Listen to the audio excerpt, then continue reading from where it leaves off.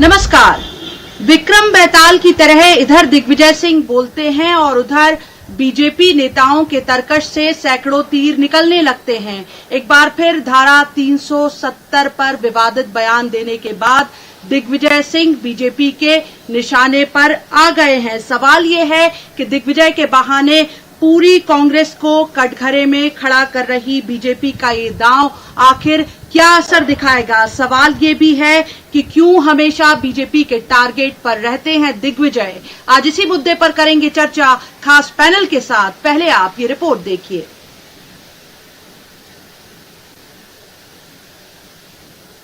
क्या वजह है कि चुनाव का वक्त हो या शांति काल, बीजेपी के प्रिय पात्र बने रहते हैं दिग्विजय। इधर दिग्विजय बोले और उधर बीजेपी ने बयानों के तीर छोड़े। फिर इस बार तो मुद्दा धारा 370 का।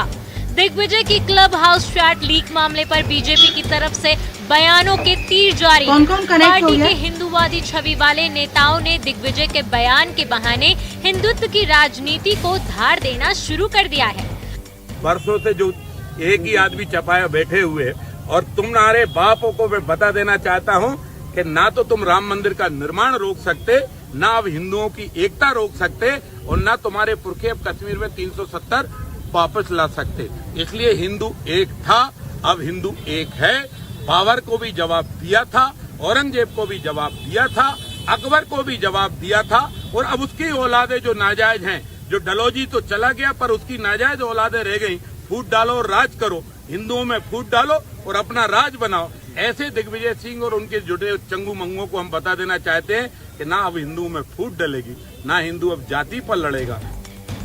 हालांकि बीजेपी के हमलों के बीच दिग्विजय धारा 370 के मामले में घर में ही घिर गए हैं। दिग्विजय सिंह के छोटे भाई लक्ष्मण सिंह की पत्नी रुबीना सिंह, जो कश्मीरी पंडित हैं, उन्होंने इस बयान को दुर्भाग्यपूर्ण बताया है। उन्होंने कहा कि धारा 370 पर कांग्रेस अपना रुख साफ करे। जाहिर है घर में छिड़े घमासान ने बीजेपी को मौका दे दिया। 370 का विरोध उनके परिवार के अंदर है, वो अलग बात है, पर मैं उसको अलग दृष्टि से देखता हूं। दरअसल 370 हटने के बाद से कश्मीरी पंडित जो हिंदू लोग हैं, वो उन्होंने वहां पर अपने आप को स्थापित करने का सोचा। देश के व्यापार से कश्मीर जुड़ रहा था तेजी के साथ में। वही भ्रम दिग्विजय सिंह को हो गया कि ये चले न जाएं, कहीं हिंदू वहां पर बस न जाएं, और उन्होंने उनके मन में एक भय पैदा कर दिया कि जब कांग्रेस आएगी तो 90 जैसा कत्लेआम होगा। क्या बीजेपी के लिए दिग्विजय का धारा 370 पर दिया बयान एकदम मौके से मिला चौखा दांव है? क्या बीजेपी की तरफ से छोड़ी जा रही दिग्विजय मिसाइल का कांग्रेस माकूल जवाब दे पाएगी? भोपाल में मनोज राठौर के साथ bureau report, news 18 Madhya Pradesh Chhattisgarh. तो इस चर्चा में हमारे साथ जुड़े हैं खास मेहमान बीजेपी प्रवक्ता राकेश शर्मा जी हमारे साथ जुड़े हुए हैं। राकेश शर्मा जी, बहुत बहुत स्वागत आपका इस चर्चा में जुड़ने के लिए। और जुड़े हैं मेरे सहयोगी अनुराग श्रीवास्तव। सबसे पहले अनुराग का ही रुख करूंगी। अनुराग, दिग्विजय सिंह हमेशा से बीजेपी के प्रिय पात्र रहे हैं। हमला करने के मामले में, उन्हें टारगेट पर लेने के मामले में एमपी में तो तकरीबन हर चुनाव, हम पिछले जितने भी चुनाव देखे, बीजेपी ने दिग्विजय सिंह को मुद्दे के तौर पर पेश किया है। लेकिन धारा 370 पर दिग्विजय सिंह के बहाने जिस तरह कांग्रेस को घेर रही है बीजेपी, क्या ये बड़ा दांव साबित हो सकता है? अनुराग।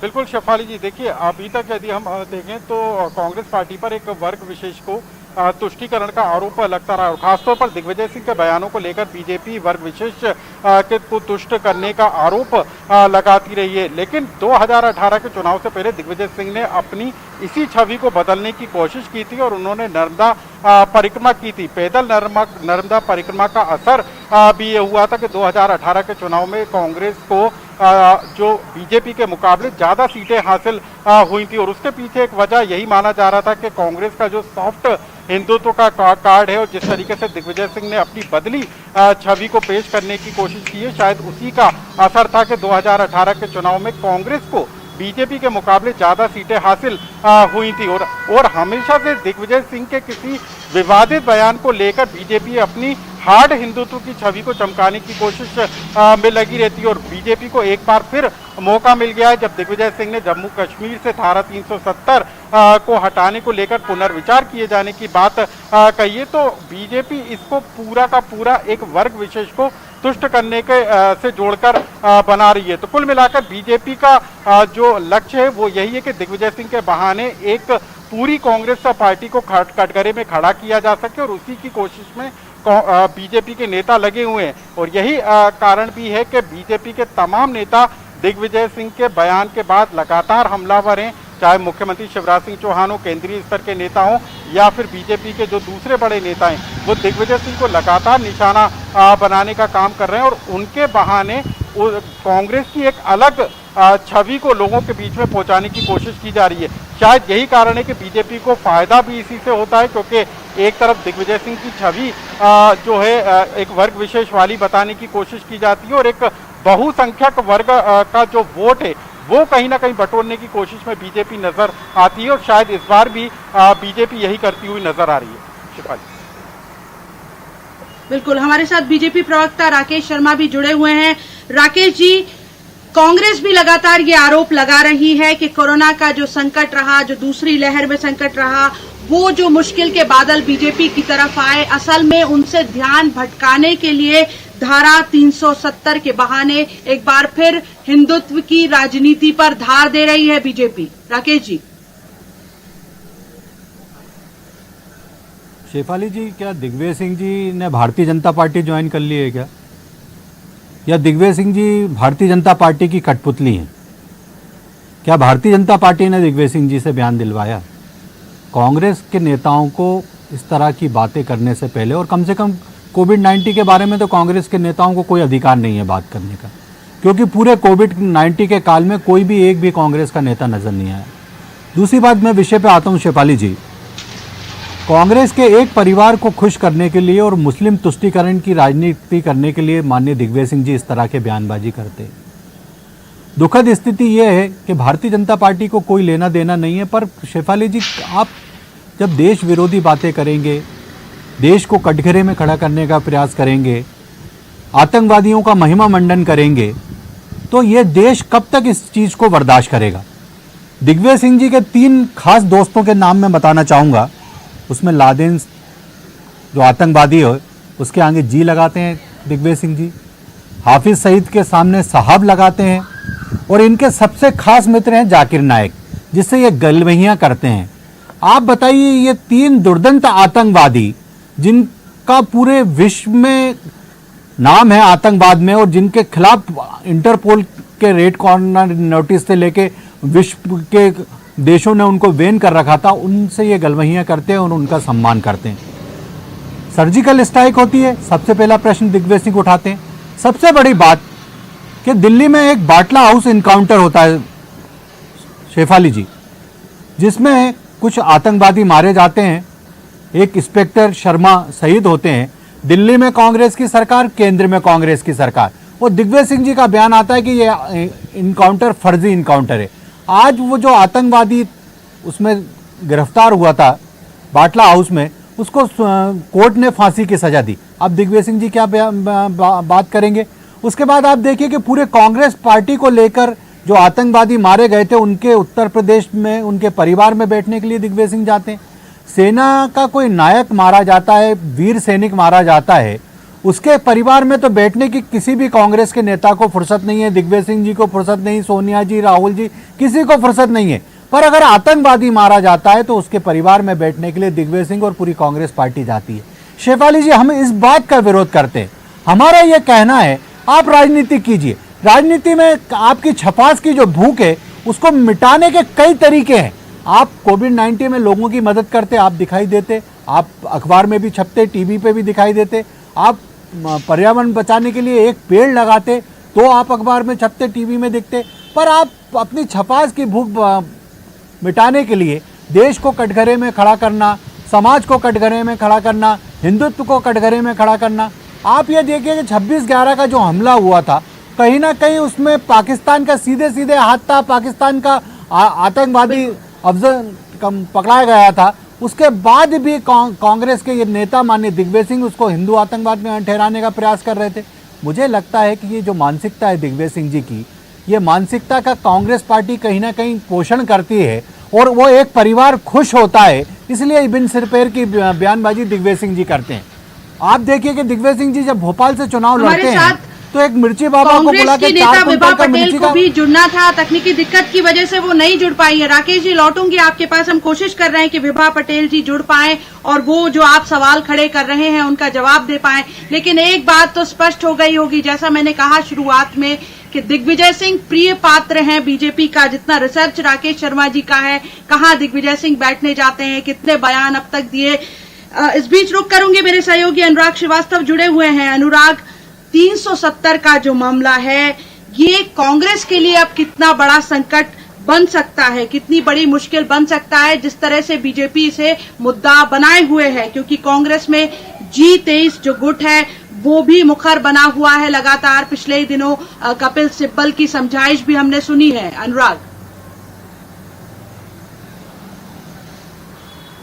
बिल्कुल शेफाली जी, देखिए कांग्रेस कई मुद्दों को लेकर अपने ही अंदर अंतरकला का शिकार हो रही है। सबसे बड़ी बात, G23 जो नेता हैं वो लगातार पार्टी के अंदर सवाल खड़े कर रहे हैं। हाल ही में कपिल सिब्बल ने भी पार्टी की नीति रीति को लेकर सवाल खड़े किए, और ऐसे में जब कांग्रेस पार्टी के अंदर ही नेता सवाल उठा रहे हो, ऐसे में कांग्रेस को नुकसान यदि कोई बयान पहुंचाता है तो वो निश्चित तौर पर पार्टी के लिए हानिकारक साबित हो सकता है। और शायद दिग्विजय सिंह का ये बयान भी पार्टी के लिए गले की हड्डी बन गया है, क्योंकि सिर्फ दिग्विजय सिंह के अलावा अब तक किसी दूसरे नेता ने इस पर प्रतिक्रिया नहीं दी है। एक तो दिग्विजय सिंह का खुद पार्टी के अंदर बड़ा कद है, और उसके बाद वो यदि इस तरीके का विवादित बयान दे देते हैं जिससे पूरी की पूरी कांग्रेस पार्टी कटघरे में खड़ा हो जाती है, तो ऐसे में या तो कांग्रेस के नेता मौन रख लेते हैं या फिर उससे किनारा करने की कोशिश करते हैं। दिग्विजय सिंह का जो हालिया बयान आया है उसमें किसी बड़े नेता की तरफ से कोई प्रतिक्रिया निकलकर नहीं आई है। मतलब साफ है कि बीजेपी को बैठे बिठाए जो दिग्विजय सिंह ने मुद्दा दे दिया है उसको आगे हवा देने की कोशिश में कांग्रेस नेता नहीं है, क्योंकि यदि कोई कांग्रेस नेता इसको लेकर कोई बयान देता है तो निश्चित तौर पर फिर पूरी कांग्रेस पार्टी बीजेपी के निशाने पर आ जाएगी। तो बीजेपी के हाथ कोरोना काल के बाद जिस तरीके से कहा जा रहा था कि थोड़ी सी जो भाजपा की जो छवि है उस पर असर पड़ा है, उसको अब कहीं ना कहीं फिर से अपने हार्ड हिंदुत्व की ओर लौटती हुई बीजेपी राष्ट्रभक्ति, जो सबसे बड़ा मुद्दा 2019 के लोकसभा चुनाव में भी बना था, राष्ट्रवाद का मुद्दा, उसको दिग्विजय सिंह के बयान को सीधे राष्ट्रवाद से जोड़कर जो है बीजेपी पार्टी ने कांग्रेस को घेरने की कोशिश की है। तो निश्चित तौर पर दिग्विजय सिंह का ये बयान जो है पार्टी के लिए आने वाले दिनों में भी मुश्किल खड़ी कर सकता है। जिस तरीके से बीजेपी ने इसको मुद्दा बना लिया है, वो इतने आसानी से इस मुद्दे को हाथ से जाने नहीं देगी, और लगातार इसी तरीके से बीजेपी हमलावर होकर दिग्विजय सिंह के बहाने पूरी कांग्रेस पार्टी को कटघरे में खड़ा करने की कोशिश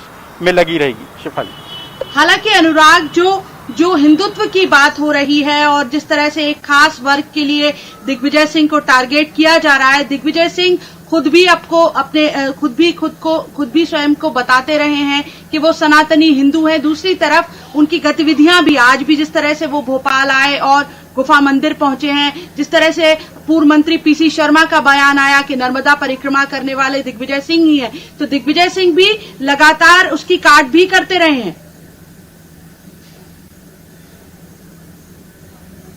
बिल्कुल शिफाली जी, देखिए जिस तरीके से दिग्विजय सिंह पर आरोप लगते रहे हैं कि वो मुस्लिम तुष्टीकरण की राजनीति करते हैं, इसी छवि को बदलने के लिए दिग्विजय सिंह ने नर्मदा परिक्रमा की थी। 2 दिन पहले जब उनका ये पूरा मामला निकलकर सामने आया और पूरी बीजेपी दिग्विजय सिंह पर आक्रामक हो गई, उसके बाद भी दिग्विजय सिंह ने सिर्फ ट्वीट तक अपनी जो प्रतिक्रिया है वो देने का काम किया, उसके अलावा किसी तरीके का कोई बयान नहीं दिया। लेकिन आज वो भोपाल के गुफा मंदिर जरूर पहुंचे, वहां पर उन्होंने हनुमान जी की पूजा अर्चना की। महंत चंद्रमा दास, जिनका निधन हो चुका है, उनकी समाधि पर पुष्प अर्पित किए। दिग्विजय सिंह सॉफ्ट हिंदुत्व की झलक दिखाने की तो कोशिश करते हैं, लेकिन कई बार जो उनके बयान है जो मुस्लिम तुष्टीकरण को दिखाने की कोशिश करते हैं, वो कहीं ना कहीं दिग्विजय सिंह और कांग्रेस पार्टी के लिए गले की हड्डी बन जाता है। और शायद यही कारण है कि दिग्विजय सिंह भले ही अपने सॉफ्ट हिंदुत्व को बताने की कोशिश करें, खुद ये बताएं कि मैं सनातनी हिंदू धर्म से जुड़ा हुआ हूं, लेकिन सबसे बड़ी बात है कि उनके जो बोल हैं, क्योंकि दिग्विजय सिंह खुद ये बयां कर चुके हैं कि जब वो बोलते हैं तो पार्टी को उसका नुकसान हो जाता है, पार्टी के वोट कट जाते हैं। लेकिन दिग्विजय सिंह के जो बोलने की आदत है वो थमती नहीं है, और यही कारण है कि कुछ दिनों के बाद या कुछ महीनों के बाद दिग्विजय सिंह फिर ऐसा बयान दे देते हैं जिसके कारण वो सुर्खियों में आ जाते हैं और पूरी बीजेपी दिग्विजय सिंह पर हमलावर हो जाती है। बिल्कुल, हमारे साथ बीजेपी प्रवक्ता राकेश शर्मा जी जुड़े हुए हैं। हालांकि हम कोशिश कर रहे हैं कि विभा जी हमारे साथ जुड़ पाएं और कांग्रेस का पक्ष रख पाएं। जब तक विभा जी जुड़ती है हमारे साथ रुक करेंगे राकेश शर्मा जी का। राकेश जी, जैसा अनुराग भी बता रहे हैं और आज पूर्व मंत्री पीसी शर्मा का भी बयान आया, उनका ये कहना है कि असल में बीजेपी डरती है दिग्विजय सिंह से। जो नर्मदा परिक्रमा उन्होंने की थी उसके बाद व्यापक असर मध्य प्रदेश में हुआ था। हिंदू, सनातनी हिंदू हैं दिग्विजय सिंह, ऐसा दावा भी। राकेश शर्मा जी, देखिए, मुझे तो हंसी आती है माननीय पीसी शर्मा जी की बातों पर कि पीसी शर्मा जी कहते हैं कि दिग्विजय सिंह जी से भाजपा डरती है। आप देखिए कि दिग्विजय सिंह जी भोपाल से चुनाव लड़ते हैं, 3.5 लाख वोटों से चुनाव हारते हैं। जो व्यक्ति अपना चुनाव नहीं जीत सकता लोकसभा का, वो भारतीय जनता पार्टी उससे क्यों डरेगी। मुझे दुख इस बात का होता है शेफाली जी कि दिग्विजय सिंह जी अगर बयानबाजी कर रहे हैं तो कम से कम उनके परिवार के लोग ही उनका समर्थन कर देते।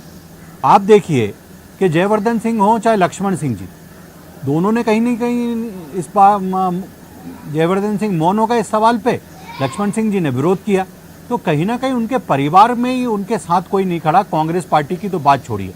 और शेफाली जी, आपने भी देखा होगा, आप बहुत लंबे समय से राजनीतिक क्षेत्र को देख रही हैं, आप वरिष्ठ पत्रकार हैं, कि दिग्विजय सिंह ने जब जब बयानबाजी की है, केंद्र में जो कांग्रेस पार्टी का अधिकृत प्रवक्ता है उसने 5 मिनट बाद आके कहा है कि ये दिग्विजय सिंह जी के राकेश जी, आपको रोकना चाहूंगी, पार्टी को कुछ आपको आपके पास लौटूंगी। राकेश जी, विभा जी हमारे साथ जुड़ गई हैं क्योंकि लंबे समय से हम इंतजार कर रहे थे कांग्रेस का पक्ष भी आए।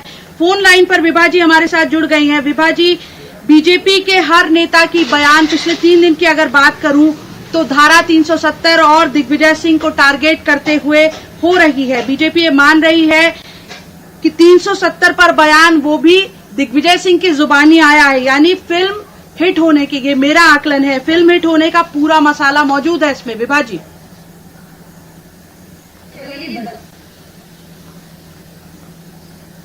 को सर्टिफिकेट लेने की आवश्यकता है, न दिग्विजय सिंह जी को और न ही कांग्रेस के जितने भी लोग हैं उन्हें सर्टिफिकेट की आवश्यकता है।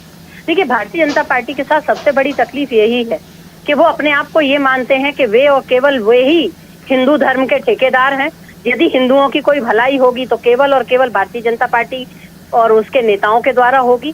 देखिए शेफाली जी, हम एक लोकतांत्रिक देश में रहते हैं और लोकतंत्र में ना तो धर्म की राजनीति का स्थान है और ना ही ऐसे लोगों का स्थान है जो धर्म को भड़काकर राजनीति करने का प्रयास करते हैं।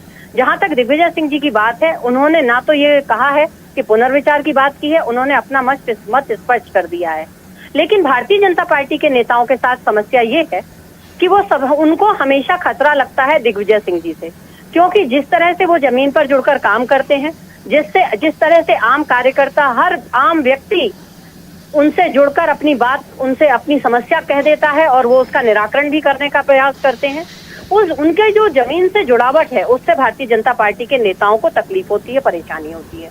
दूसरी बात मैं कहना चाहती हूँ, अभी बड़ी जोर शोर से हमने पूर्व प्रोटेम स्पीकर श्री रामेश्वर शर्मा जी का बयानबाजी सुनी।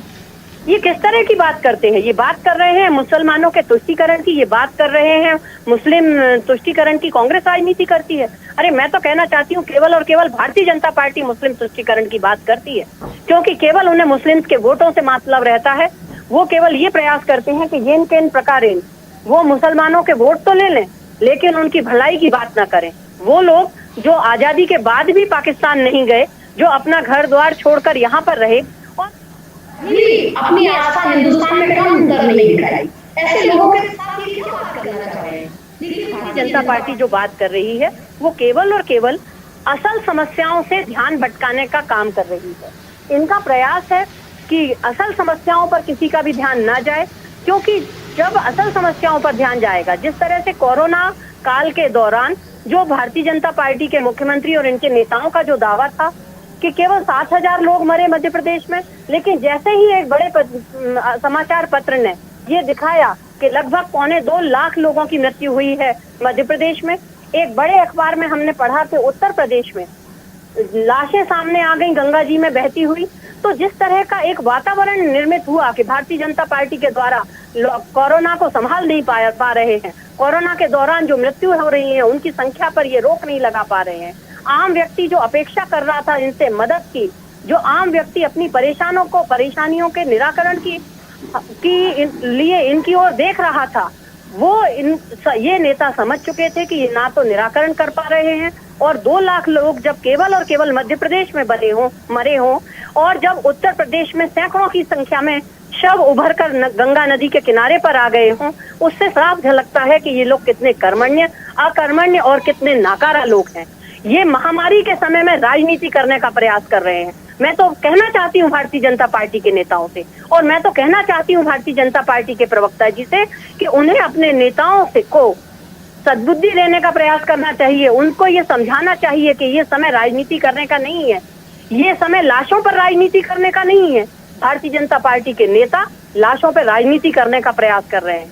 वो ये प्रयास कर रहे हैं कि कैसे भी जनता का ध्यान असल समस्याओं पर ना जाए, और फिर से एक बार हिंदू और मुसलमान करके ये भाई को लड़ाने का काम करें और अपना मकसद हल कर लें, क्योंकि कोरोना को तो ये संभाल नहीं पाए। 2 लहर में हमने देखा कि किस तरह से लोग मरते रहे, लाशों की लाइन लगी रही। कभी हमने अपनी जिंदगी में नहीं देखा था। राकेश जी हमारे साथ जुड़े हुए हैं। चूंकि आप शुरुआत से हमारे साथ जुड़ नहीं पाई थी, इसलिए मैंने पर्याप्त समय दिया कि आप कांग्रेस का और पूरा पक्ष रख सके इस विषय पर। रुक करेंगे राकेश जी का। राकेश जी, जो सवाल विभा जी उठा रही हैं, असल में ये पूरी रणनीति, जैसा उनका कहना है, बीजेपी की पूरी रणनीति ये है कि जो कोरोना संकट में स्थितियां बनी, उससे किस तरह से आम लोगों का ध्यान भटकाया जा सके, किस तरह से फिर धर्म की राजनीति शुरू की जा सके, ये कोशिश कर रही है बीजेपी। माननीय विभा पटेल जी से पूछिए, मैंने जो प्रश्न करा उसका जवाब दिलवाइए। क्या दिग्विजय सिंह जी भारतीय जनता पार्टी से पूछकर बयानबाजी करते हैं? और मुझे लगता है कि विभा पटेल जी बहुत विद्वान प्रवक्ता हैं कांग्रेस की, ए.के. एंटोनी साहब को जानती होंगी। ए.के. एंटोनी की कमेटी का गठन ही इसलिए किया गया था, और उसकी जो रिपोर्ट आई थी उसने स्पष्ट रूप से कहा था कि कांग्रेस को अब मुस्लिम तुष्टीकरण की राजनीति से अलग होकर समग्र की बात करना चाहिए और सबको लेकर काम करना चाहिए। ए.के. एंटोनी साहब ने कहा। दूसरी बात, विभा पटेल जी क्या दिग्विजय सिंह जी के बयान का समर्थन करती हैं कि 370 का पुनः हम जम्मू कश्मीर में लगाएंगे? क्या विभा पटेल जी बाटला इनकाउंटर को फर्जी घोषित जो दिग्विजय सिंह जी ने किया था उस बात का समर्थन करती हैं कि बाटला इनकाउंटर फर्जी था? क्या विभा पटेल जी 26/11 को जो आतंकवादी हमला हुआ था मुंबई में, जो पाकिस्तान के आतंकवादी अजमल कसाब पकड़ा गया था, उसको फांसी की सजा हुई थी, क्या आज भी ये कह रही कि वो हिंदू आतंकवाद था जो दिग्विजय सिंह जी कहते हैं? क्या हाफिज सईद को ये साहब कहेंगी? क्या लादेन को जी लगा के कहेंगी क्या ये? या जाकिर नाइक को जो दिग्विजय सिंह जी गले मिलते हैं ये उनका सम्मान करेंगी क्या? किस बात का समर्थन ये दिग्विजय सिंह जी का करना चाहती हैं? ये हम पर प्रश्न चिन्ह खड़ा करती हैं। हिंदुस्तान में सबसे ज्यादा मौत कोविड-19 में पंजाब में हुई है। जरा विभा पटेल जी पढ़ के आया करे, जरा जानकारी लेके आया करे। 1,85,000 वैक्सीन राजस्थान में बर्बाद हो जाती हैं, कचड़े के ढेर पे मिलती हैं, जमीन में गड़ी मिलती हैं। आप कोविड-19 की बात करती हैं? दिग्विजय सिंह जी, विभा पटेल जी, कमलनाथ जी कहीं नजर आए कोविड-19 में? एक आध फोटो दिखा दें, एक आध कमलनाथ जी दिखा दें, एक आध विभा पटेल दिखा दें। एक और बात कहना चाहता हूँ,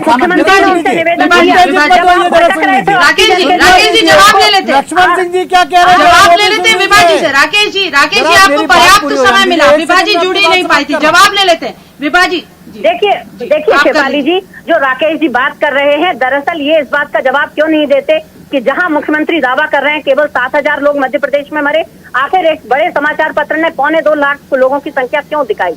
आज भोपाल में ये आपने भी देखा, मैंने भी देखा और राकेश जी ने भी देखा होगा कि कोरोना काल में लाशों पर लोग शमशान पे अंतिम संस्कार के लिए लाइन में लगी रही लाशें, उसके लिए कौन जिम्मेदार है? विभा जी मूल विषय पर आते हैं। विभा जी मैं मूल विषय पर आ रही हूँ। विभा जी विषय पर आते हैं। धारा 370 का मुद्दा जिसे बीजेपी मुद्दा बनाए हुए है। जी शेफाली जी, या तो आप मुझे बोलने दें।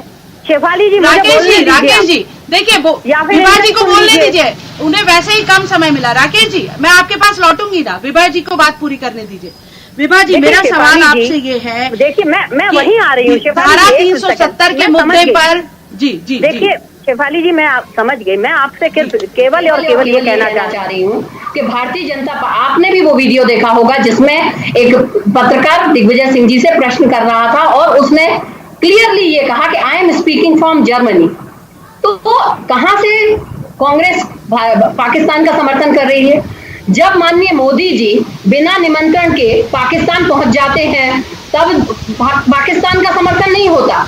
जब लाल कृष्ण आडवाणी जी, इनके पितृ पुरुष, वहां जिन्ना की मजार पर सजदा करने पहुंच जाते हैं तब भारतीय जनता पार्टी बीजेपी सवाल ये उठा रही है कि इस मुद्दे पर घर में ही घिर गए हैं दिग्विजय सिंह। एक तरफ उनके अपने परिवार से इस पर सवाल उठ रहे हैं, दूसरी तरफ पार्टी में भी ये कहा जा रहा है, कपिल सिब्बल ने कुछ दिनों पहले ही समझाई थी कि पार्टी को मुखर होना होगा। जी शेफाली जी, आप जवाब सुनना नहीं चाह रही। जी। अगर दिग्विजय सिंह जी के परिवार से कोई सवाल बोलिए ना, आप बोलिए। तो रुबीना जी कोई बहुत बड़ी नेता नहीं है जिनको पूरी कांग्रेस स्वीकार कर लेगी। किस कांग्रेस पार्टी के नेता ने, किस नेता ने दिग्विजय सिंह जी का विरोध किया है? दरअसल भारतीय जनता पार्टी केवल मुद्दों से ध्यान भटकाना चाहती है। और मैं कहना चाहती हूँ, राकेश जी को तो मुख्यमंत्री से पूछना चाहिए कि उन्होंने राकेश जी, विभा जी को बात पूरी करने दीजिए। राकेश जी, कि मुझे ऑक्सीजन नहीं मिल पा रही है, आपके संबंध उद्योगपतियों से है, कृपया आप मध्य प्रदेश को ऑक्सीजन दिलवाने का काम करें। ये मुख्यमंत्री से पूछें कि उन्होंने कमलनाथ जी से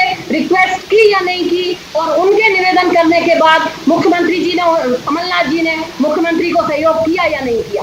देखिए, कोरोना को अगर कांग्रेस मुद्दा बनाना चाहती तो गली गली शहर शहर में हम लोग इस मुद्दा बना सकते थे, लेकिन कांग्रेस पार्टी का हर कार्यकर्ता पीड़ितों के साथ खड़ा था। हमने आपने देखा अंतिम संस्कार के लिए लोग लाइन में लगे थे। इनको उनकी परवाह नहीं है, इनको इस बात की परवाह नहीं है कि आम आदमी रोजी रोटी से महरूम हो रहा है। इन्हें इस बात की भी परवाह नहीं है कि कितनी बहनें, कितने बच्चे आज यतीम हो चुके हैं। केवल और केवल अगर भारतीय जनता पार्टी को चिंता है तो इस बात की कि उनकी राजनीति नहीं सरकनी चाहिए, उनकी जो वोट डालो। दिग्विजय सिंह जी बयान क्यों देते हैं, जरा पूछ तो लीजिए इनसे। और ये शेफाली जी एक बार जब इनको भाजपा के कहने पे बहुत शुक्रिया विभा जी, आप देरी से जुड़ी। हालांकि हम चाहते थे कि शुरुआत से आप अपना पक्ष बेहतर तरीके से रख पाती, समय हमें इजाजत नहीं दे रहा कि इस चर्चा को और आगे बढ़ा पाए। विभा जी, आपका बहुत शुक्रिया। राकेश जी, आपका भी बहुत बहुत शुक्रिया। और शुक्रिया मेरे सहयोगी अनुराग श्रीवास्तव का। तो धारा 370 का मुद्दा, और चूंकि